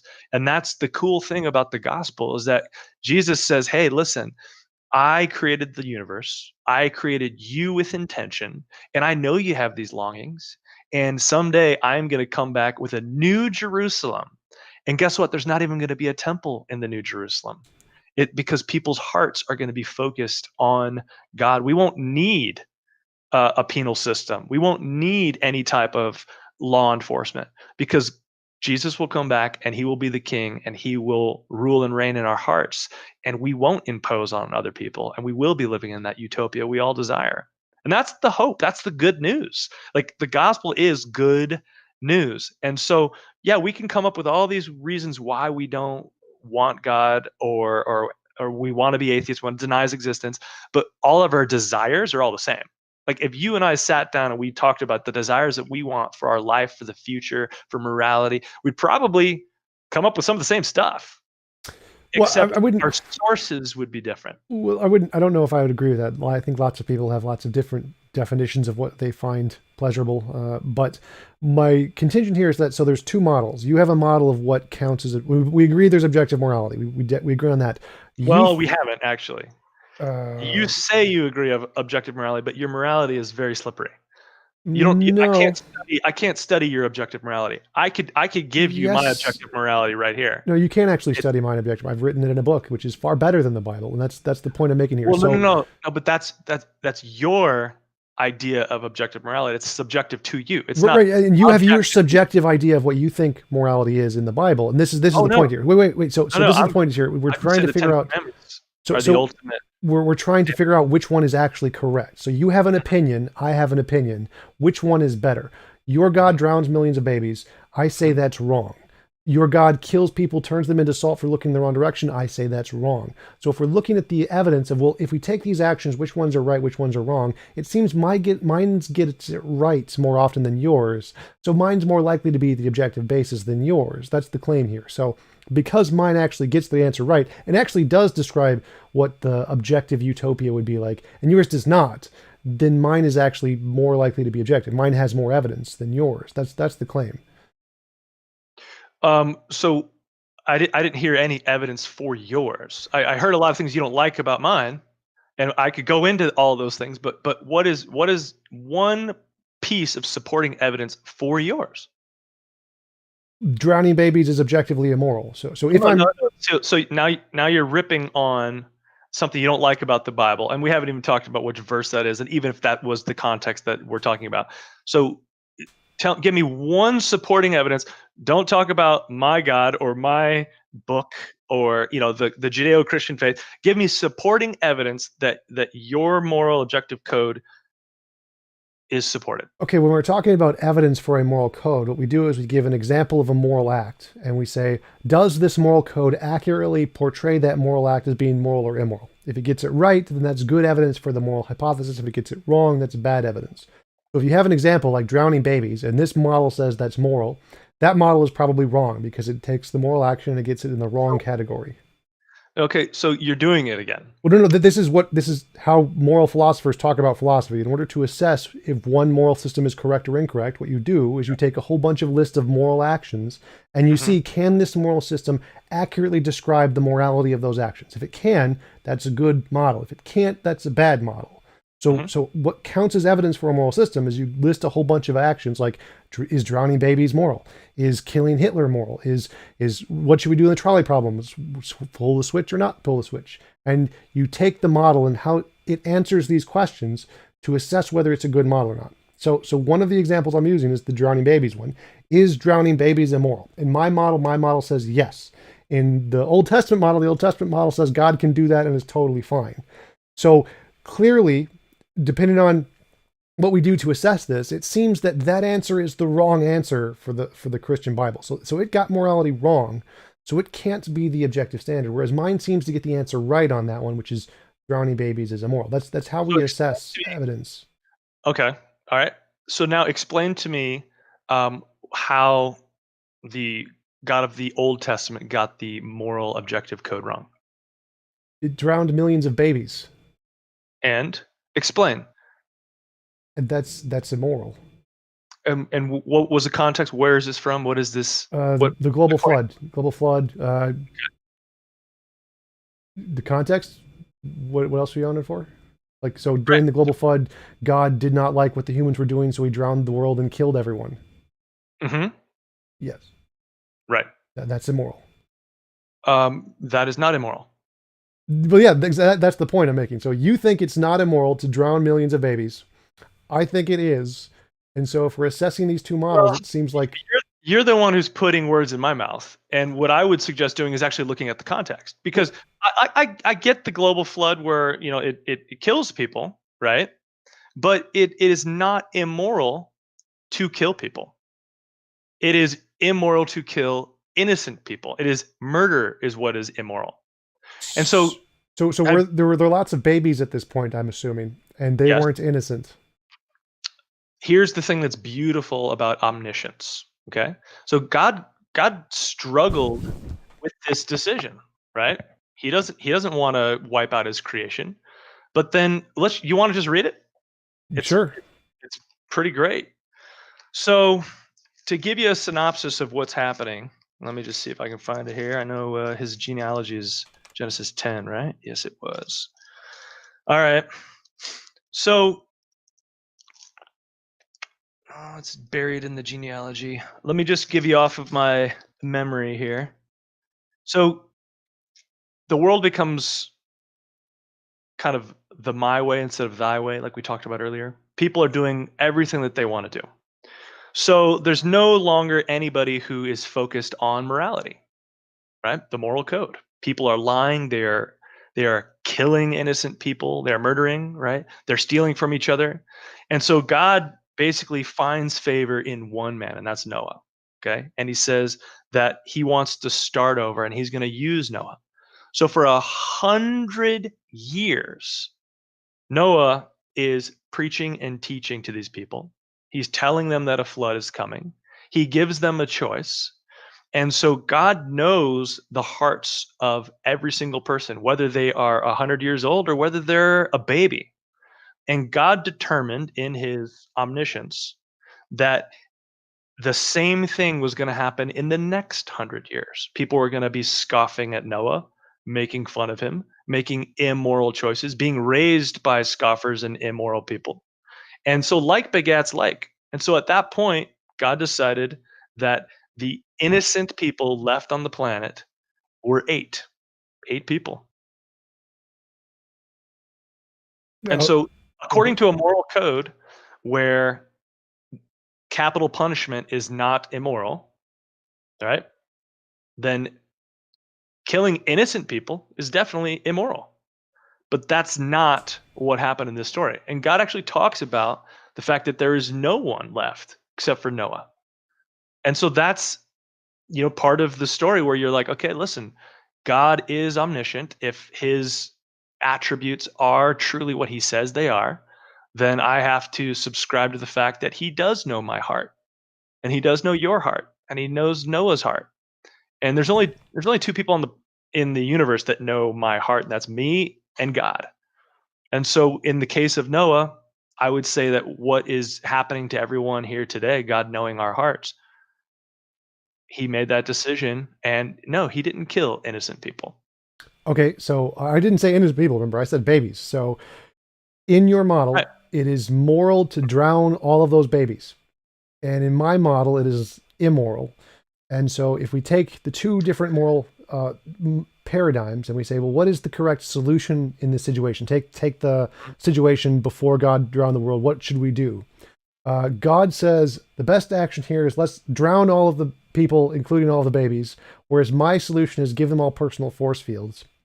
It seems like mine is less immoral than God's here. It seems like, Well, no, because the personal force fields would have been protecting these people whose hearts and minds are depraved, and they're going to grow up into adults that are evil and infringing on people's wills. That's what God says. Like, there is no one left. And so whether or not, so I was innocent as a baby. I never committed any sins whatsoever. But as soon as I got old enough, guess what I started doing? I started making choices of my own. And I sinned. I went my own way. And so either way, I mean, okay, according to your model, would it be okay to kill Hitler as a baby? no, Why not? because he is a It will. would have saved a ton of Jews. And so according to your model, it would have been better for him to have been killed as a baby. No, again, so I think the best option is give everyone personal force fields, so it's physically impossible for Hitler to force anyone to do anything they don't consent to. So that's the moral solution. The moral solution is make it physically impossible for any person to be able to force any other person to do something they don't consent to. So you could let Hitler live and he would never be able to hurt anybody. They all have a personal force field. That's the moral solution. This is silly. This is silly, man. Like, it's okay. You're coming up with like personal force fields, and that's just not where the world is. Yeah, God's all powerful. He could have done this. This shouldn't be. Yeah, but God doesn't like that idea. That's not what he did. He didn't call you, and he didn't do it that way. Right. He did it the way that he did, and he justified it, and he has a reason for it. You just don't like it. Exactly. So that's the point, is that we compare the two models. I don't like paying taxes. I don't like working hard and giving to my government, but that doesn't mean the government doesn't exist. And so you're using the same exact argument. There are things in the Bible that you don't like. And so then you're like, well, therefore, that's not the way that I would have done it. I would have given personal force fields. And so therefore I'm an atheist. God's not real. It's like, dude, there's so many things in the Bible that I don't like. I don't like it at all. Doesn't mean that the Bible isn't real and God isn't who he says he is. Do you think I Remember, really like, do you think I like being generous? Do you think I like turning the other cheek? Do you think I like loving my enemies? These are all things that I have to learn to do. I don't like it. And so you've got a head and a heart issue. You don't really have an evidential issue. this River, this isn't this. I remember I said at the beginning that sorry to interrupt, but remember I said at the beginning that this doesn't prove God doesn't exist. This is just a question about which model is more likely to be an objective model of morality. This is not about God's existence here. This is about what counts as objective morality. So in my model, there is a better option in this scenario of the global flood that God did not do. And it seems like if anyone who would agree with my model, that would, or who would agree that there was a better option that God did not do, would see that, well, that's can't be objective morality, because drowning millions of babies, clearly not the best option. I like Doug's is just, well, you could just poof them out of existence instead of drowning them. That would be more moral too. So clearly that's one of the worst options you could pick. Global flood. Worst options compared to who? Pretty much anything else you could imagine, just poofing them out of existence. So not flooding them, not drowning them and causing them to suffocate to death. You could just snap your fingers and cause them to disappear. That would be better because it's not causing them unnecessary suffering. Giving them personal force fields would cause the least imposition of will, so that would be significantly better.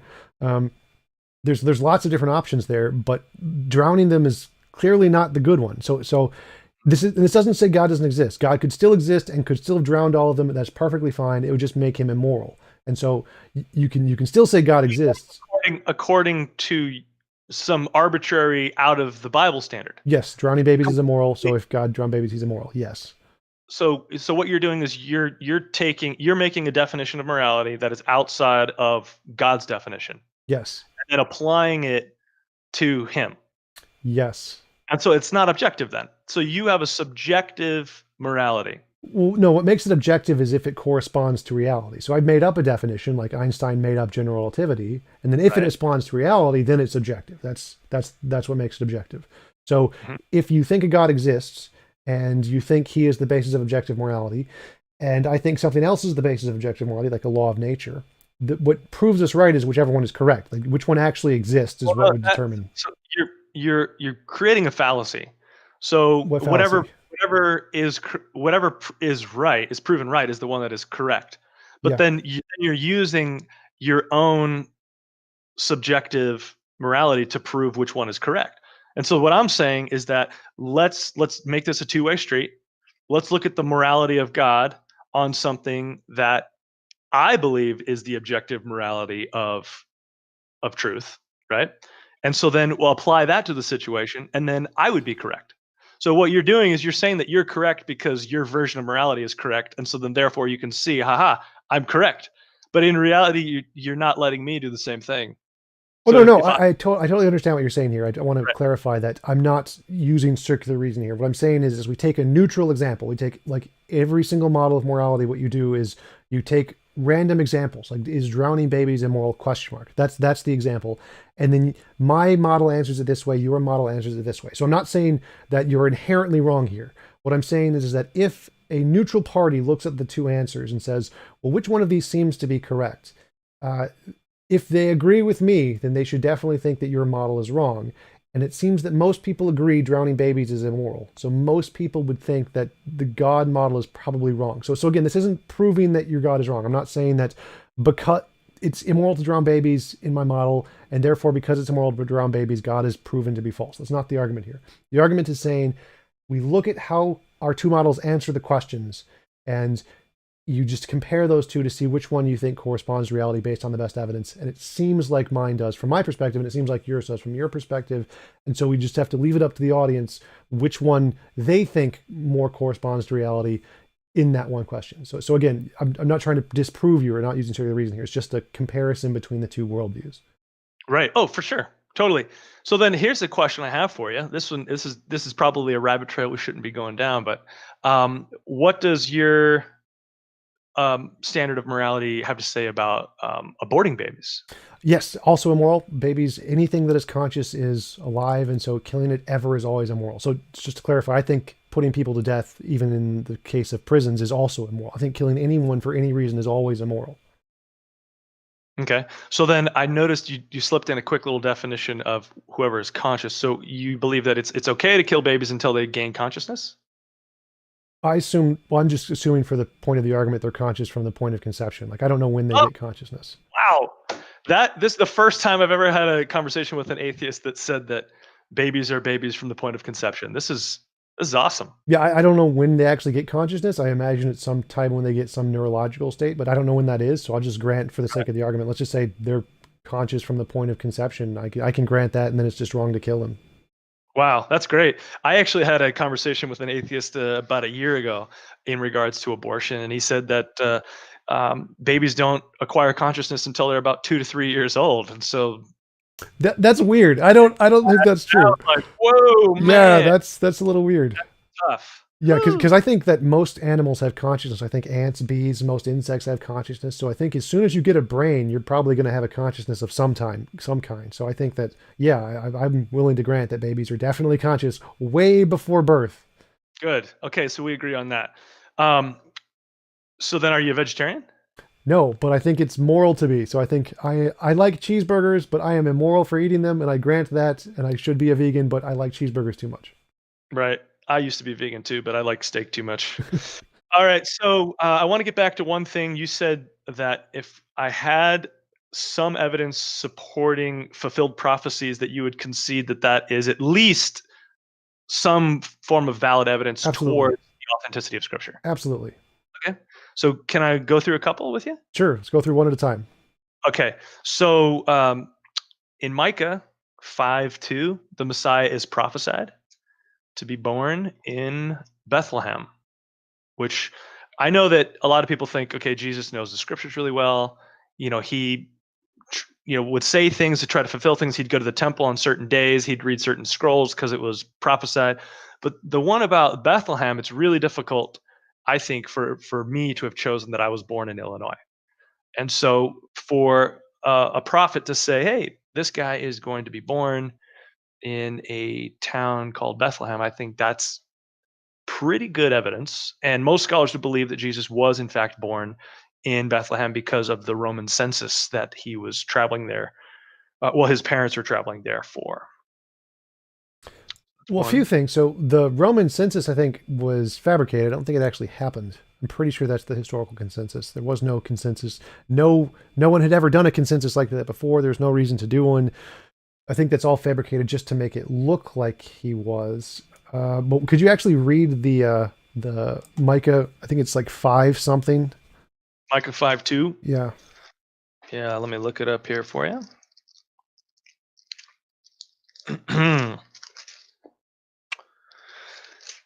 Micah. I should have bookmarked it. There it is. All right, Micah 5:2. So says they will strike Israel's ruler on the cheek with a rod. That might be talking about the crucifixion or the scourging beforehand. But you, Bethlehem, Ephrathah, though you are small among the clans of Judah, out of you will come for me one who will be ruler over Israel, whose origins are from of old, who is from ancient times. And so it's not talking about a regular person here. It's talking about some sort of very special, ancient of times person. And so Jesus is also referred to as the Ancient of Days. He also said to the Pharisees that before Abraham, I am. And then they were like, you're not even 40 years old yet. What are you talking about? So, yeah, Jesus claims to be the author and finisher of the faith, the Alpha and the Omega, the beginning, the end, the creator of the universe. And then here he is being born in Bethlehem. And there's this really interesting description of it before. I don't remember when Micah lived. It was probably a couple hundred years or so beforehand. That's a good question. So One thing I'm curious when the foundation of Bethlehem was exactly, or and Jesus of Nazareth. I think why is there a distinction between Nazareth and Bethlehem? Well, when you look into the historicity, it seems like a lot of these stories don't actually seem to line up. What happened is that people added in things and changed things to make them line up that aren't actually historical. So that prophecy doesn't actually seem to say much other than there's going to be a really powerful person that's going to be born in Bethlehem. Oh, well, the reason why it says, Jesus is from Nazareth and then he was born in Bethlehem is because he actually was from Nazareth and his parents were on a journey. They were traveling, and then his mom went into labor, and that's why there's no room in the inn in his old little town of Bethlehem. He was born. He wasn't from Bethlehem. He just happened to be born there. And then just to give you uh, a little credence, I totally agree. Like the New Testament was written way after the Old Testament, and so you know all of these verses and everything, they're copies of copies, they're manuscripts. Like we don't even have an original version of the Bible. Like nobody does. Okay. So the whole idea of like, changing the names and everything to go back like that, I think is completely plausible. And so then 100% of these prophecies could just be made up or false. But then something amazing happened. And that is in the 1940s, a Bedouin goat herder was trying to find a goat in the caves of Qumran, which is right above the Dead Sea. And he threw a rock into one of the caves to try to scare the goat out. And he heard the sound of breaking pottery and he found the Dead Sea Scrolls. Now, the cool thing about it is that the Dead Sea Scrolls were actually buried 300 years before Christ was born by the Essenes. And so if the New Testament happens and it's written down that we don't have any copies of anything, so all the way up until the 1940s, yeah, the argument that all of these things could have been refabricated to make them work would have been great. But the only difference between the Dead Sea Scrolls and the Bible that we have today is that obviously it was in ancient Hebrew. And so these prophecies are all pretty difficult to discount because now we have this book that was buried 300 years beforehand that now is exactly the same as we have today with the same fulfilled prophecies. So do you want to go into another prophecy? Well, sure, but yeah, the Dead Sea Scrolls are actually very different in many ways, and even Matthew 2:6, I think, accounts that prophecy differently. I mean, so the consensus in history is that's not a fulfilled prophecy. That's just a vague guess that somebody from this city that is relevant to my story will be very powerful. For that to be a prophecy, you'd have to like say in X years this person will be born or something. Not just say in the future sometime in, like if I said some person will be born from Dallas who will rule the world, like given infinitely many years, like probably yeah, but it's not really a great prediction. Like to be a prediction, you have to like say something specific that this person will be born in this number of years, will do this something, not just say there will be a powerful person who comes from city X. I don't think that counts as a prophecy, or at least not a good one. Well, there's multiple prophecies. Sure. There's so many that add up after a while. Let's see here. This one is really interesting. All right, where is it? It is in the book of Daniel. And all right. So know and understand that this, from the time that the word goes out to restore and rebuild Jerusalem until the anointed one, the ruler, comes, there will be 7 sevens and 62 sevens. It will be rebuilt with streets and a trench, but in the times of trouble, after the 62 sevens, the anointed one will be put to death and will have nothing. The people of the ruler who will come and destroy the city of the sanctuary, the end will come like a flood, and war will continue until the end and the desolations have been decreed. He will confirm a covenant with many for 1 7. In the middle of the 7, he put an end to the sacrifice and the offering. And at the temple, he will put up an abomination that causes desolation until the end of this decree is poured out on him. All right. So Daniel was a prophet who lived hundreds of years before Christ. And here he is predicting by increments of sevens. Okay, so each one is worth a year. Okay, and so when you multiply that out, he says that the Messiah is going to come somewhere before the destruction of the second temple. And then says that the destruction of the second temple is going to happen in the year 70 AD. So here he is predicting the Messiah coming in a window of time before the destruction of the second temple. Then the second temple was destroyed. And so there's some timing right there for you. And you can look at it. It's Daniel 9, 25. And it's interesting. I mean, obviously, any scholar who's an atheist is going to say, "Well, no," right? But any scholar who is either a Jew or a Christian and looks at this timeline and says, "Hey, it looks like it fits." And so, I can give you some more prophecies if you want to hear them. Sure. Let me address that one first. I'm looking at the Jewish scholars here who specifically discount that. I mean, well, Jewish ones say I don't think any Jewish person thinks that Jesus was actually fulfilled Messiah there. But Oh, okay, for sure. I mean, when I say Jewish people, I think of Messianic Jews, like people who actually are legit, like they're following all the scriptures. They believe the Old Testament, the New Testament. They believe that the Messiah came. yeah, so just the Jewish scholars specifically in Israel who look for these kinds of stuff and archaeological ones definitely don't agree, and they interpret those to not Right. work. I don't know what any of these words mean, so I can't explain why, but they definitely don't agree. So in order to explain the non-fulfillment of Daniel's prediction, most evangelicals identify Daniel's four empires as Babylonia, Medo-Persia, Greece, and Rome. They argue that the symbolism of the statue and the beast fits the interpretation more naturally and straightforwardly than the critical interpretation. I'm just reading an article. So, I think any Jew that discounts that is a prophecy really has to look at the hard fact of when the temple was destroyed. And so, if they're still waiting for the Messiah to come back before the second temple was destroyed, then who are they waiting for? Because the second temple has already been destroyed. And so it starts to become an irrational argument, because if Jesus wasn't the Messiah and the second temple is destroyed and the Islamic Dome of the Rock is now on top of that temple, what are you going to do? Build a third temple and call that the second temple? well, no, I think that his genealogy of the temples is incorrect. So clearly, our author scenario is counterfactual. For the Persian under King Cyrus conquered Media in 550 BC before conquering Babylonia. So when he talks about the ages, the four empires, he got the dates wrong, or he didn't predict them as they happened in history. So it doesn't seem to work if you just look at the history of the empires and the number of the empires and when they occurred. They don't line up with Jesus. That's the problem.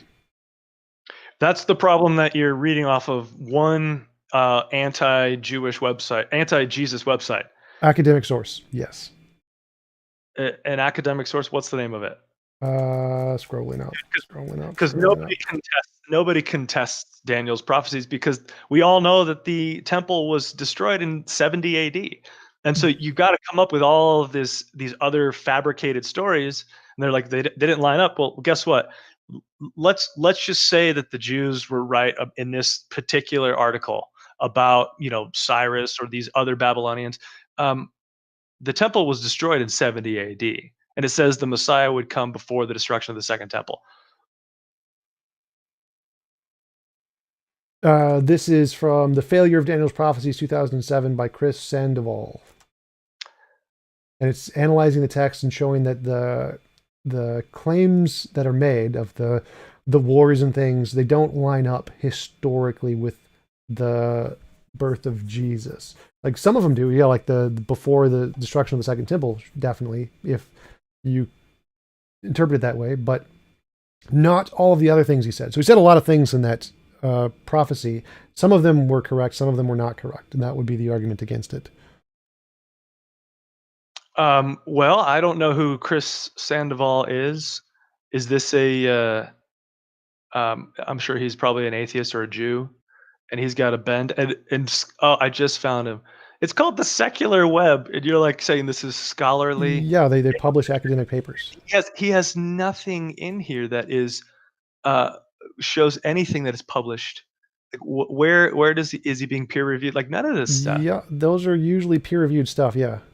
Okay, on dude, you're going to the secular website to prove this stuff.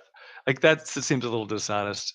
I mean, you're going to an atheist website to find something about this. Okay, so that's great. I mean, you're saying when you say all scholars, what you're really saying is all scholars on your secular website.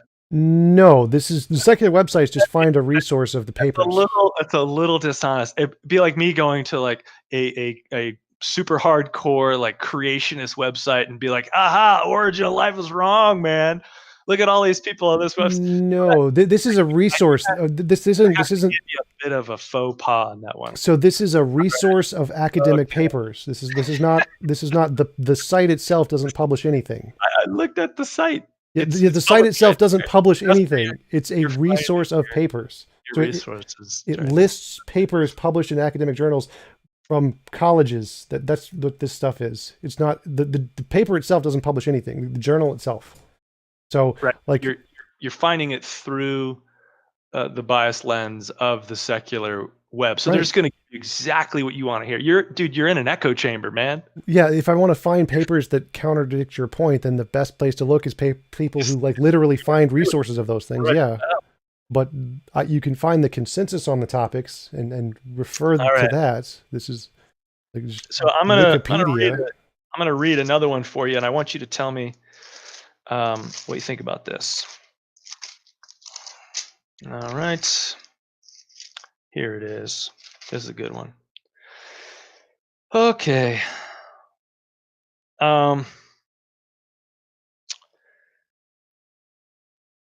So he grew up before him like a tender shoot, like a root out of dry ground. He had no beauty or majesty to attract us to him, nothing in his appearance that we should desire him. But he was despised and he was rejected by mankind, a man of suffering and very familiar with pain.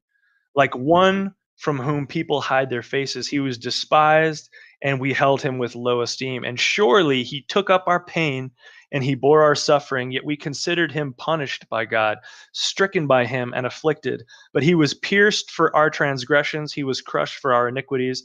The punishment that brought us peace was on him, and by his wounds we are healed. And like all sheep, we have gone astray. Each of us has turned to our own way, and the Lord has laid on him the iniquity of us all. So it sounds like there is a prophet who suffered and went through suffering. I think that's what it says, right? That's essentially the only things it predicts is that there is some kind of a prophet who will go through a great deal of suffering and understand suffering. And that he would be crushed and bruised and go through torture. That's pretty typical of suffering, mostly. I don't unless he just like fell or something. But I really don't think that would be what the prediction was making. But yes, that would normally, if you predict that there's someone who's going to go through a lot of suffering, usually it entails torture from other people. So it seems like the only things that prophecy predicts is that there is a guy who was a prophet who went through a ton of suffering. Okay. And then how do we know it's a true prophecy or a false prophecy? Well, I would assume that's true because that applies to like 90% of the population on the planet since the beginning of time. Okay. And so then what you're saying is that it does not point towards this overarching theme of a Messiah. Because you're just saying, you know what, we're going to have all these prophecies that kind of talk about the same stuff over and over and over again of this suffering servant that's going to be coming, that is going to bear our iniquities, our transgressions, that's going to be bruised and despised. And so then the whole overarching theme of redemption for the Bible, you're just going to be like, well, it's just a coincidence that all these are pointing to the same idea. No, I don't think that's a coincidence. I think that that's true of literally every religion pretty much throughout history, is that you have a group who rises up and then that group is persecuted and then the leader is usually tortured or killed. That's pretty much true of most religions and most stories about religions throughout most of history. So I don't see that as special. Yeah. The only difference is we've got Jewish archaeology that points to the authenticity of the rivers, the streams, the dates, the places, the kingdoms, the people who actually existed. All the other religions, they have mythological, kind of mystical ideas about their heroes. They don't write down legitimate things about them, that they were, bumbling idiots at times. Also, stories from outside the Bible, like historians, Greeks, Romans, Jews, Christian haters, they actually also confirm all of the dates, places, and stories that took place in the Bible. There's also more fulfilled prophecy that I believe, but it kind of seems like every single piece of evidence that I give you is just not anything that you want to accept. And then any evidence that you try to give me is because you don't like the Bible. So basically, I've been supporting my argument this entire time, and you don't like my evidence, and you have supported your argument about there being no God with no evidence at all, except for saying there's a lot of stuff you don't like about my Bible. No. So again, I said when talking about objective morality, the way you do that is you compare which answers moral questions. So in that case, it's like saying, yes, his answers are wrong in that case. But that wasn't the argument. So again, as I said like 4 times, that isn't an argument against God's existence. That's just about objective morality. Right, but our conversation is about the existence, right? Isn't that what you said? Right. So my argument against God is that naturalism explains everything better. We have actually evidence for how life and information and the origin of everything in the universe came about just by natural processes. There's no evidence of a God whatsoever, and that concludes naturalism is better. So that hypothesis answers things better, which is why this. Right. Well, you've given me absolutely zero evidence that naturalism can account for the universe or life. The only evidence you gave me was the clay RNA thing. Life emerging from non-life. Yeah. I've received that. I mean, I've already said that that's. I'll claim that was the one time that I said your evidence was not good. How many times did you claim that my evidence was not good in supporting my claims? And so I think at this point we're probably both going to believe what we want to believe, and we had a great conversation today talking about that. Sure. I can agree with that for sure. I think that it's an interesting conversation to present both of our sides and essentially just let the audience decide what they think is more reasonable. It's a great talking with you. It was a pleasant conversation. You're no Darth Dawkins, that's for sure. Darth Dawkins is a guy we get in fights with. So Jeff Dawkins? Darth Dawkins. So I don't know. He's an internet troll. Don't worry about it. But yeah, it was really. I'll tell you what, my number one goal in life is to make friends with people and get better at disagreeing. So like I never ever want to get into a fight with people. Yeah, and it was pleasant talking with you. I enjoyed hearing your thoughts, and you didn't interrupt at all, so it's great. You're a wonderful person to talk with, so I really appreciate you coming on, and it was love to talk with you again sometime. Thank you. Love to talk to you too. And if anybody wants to, I made a short film about evolution and the origin of life and all that stuff, and they can see it on readysetquestion.com if they want to check it out for free. Yeah, and if you guys start doing that meetup thing again, send me a link, and I'll post it in the description for whenever you guys start doing that again. Sounds good. All right. All right. Much love. Have a nice day.